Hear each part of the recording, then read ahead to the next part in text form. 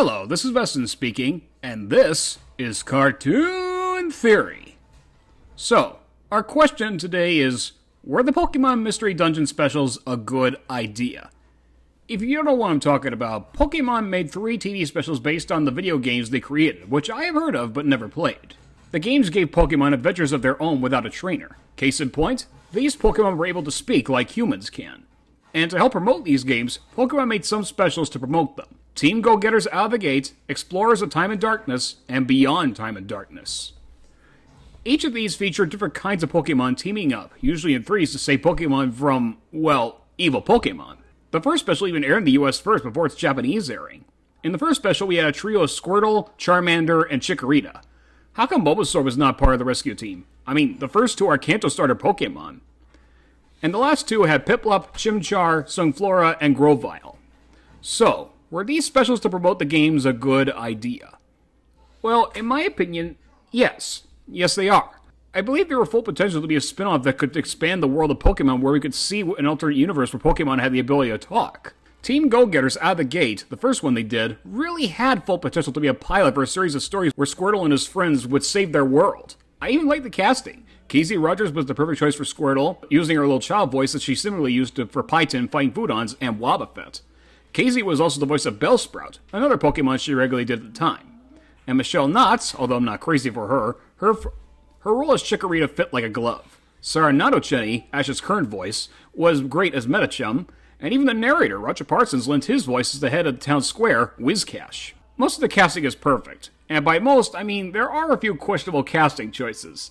I mean, James Carter Cathcart as Gengar really doesn't fit well in my opinion. Cathcart just sounds like he's trying too hard to sound like a Tom Kenny character. Also, why did he call Ekans Arbok? I mean, is it just Ekans' name, or was it just a glitch they didn't have time to fix? We'll probably never know. And the other flaw is Craig Blair as Pikachu. I mean, come on! Talking Pokemon plus Pikachu does not equal Craig Blair. It equals somebody like E.G. Daily or something. Okay, nitpicks aside, this was a great start for the trilogy. Too bad they stopped doing more adventures with Squirrel and the gang.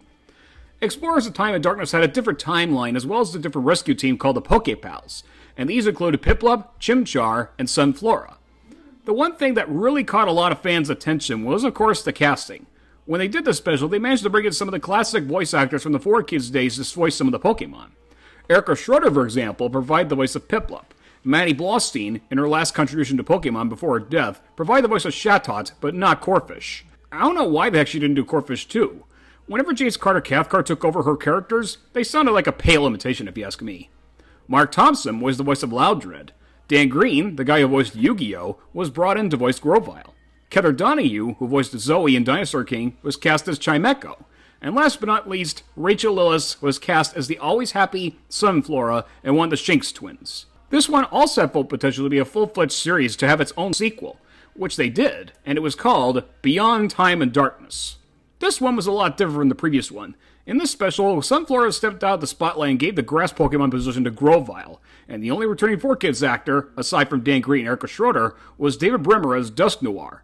David had previously done voiceover for Pokemon during its first 4 seasons. So my theory is that they were a good idea from the start. I really like the premise because at that time before these came along, Meowth and a few Psychic-type Pokemon had the ability to speak human language. With a lot more time and effort, if they had done more of these, I think these could have been made as a full-fledged series where Pokemon all over the world would come together and try to solve the world's problems. I mean, if Pokemon ever decides to do another Mystery Dungeon special, I would love to see one where Bulbasaur is the leader of his rescue squad. And I think Tara Sands could do his voice for that one, but not in the classic way she did. You know, like, Bulbasaur. I'm talking more like if he spoke like Mokuba or Richie. But for whatever reason, Pokemon didn't do any more of these specials. Maybe those weren't as easy to market, or talking Pokemon was something that fans of the franchise didn't like or something. But hey, if any of you guys are interested in seeing all 3 of these specials, or at least one of them, links are provided in the description. But before you do look these up, I want to hear from you guys. What are your thoughts on these 3 Mystery Dungeon specials? Do you think this is something that Pokemon should have kept up with, or is this something that you think should be finished and not tried again? Please let me know in the comments. Join me again soon for another Cartoon Theory. Bye for now.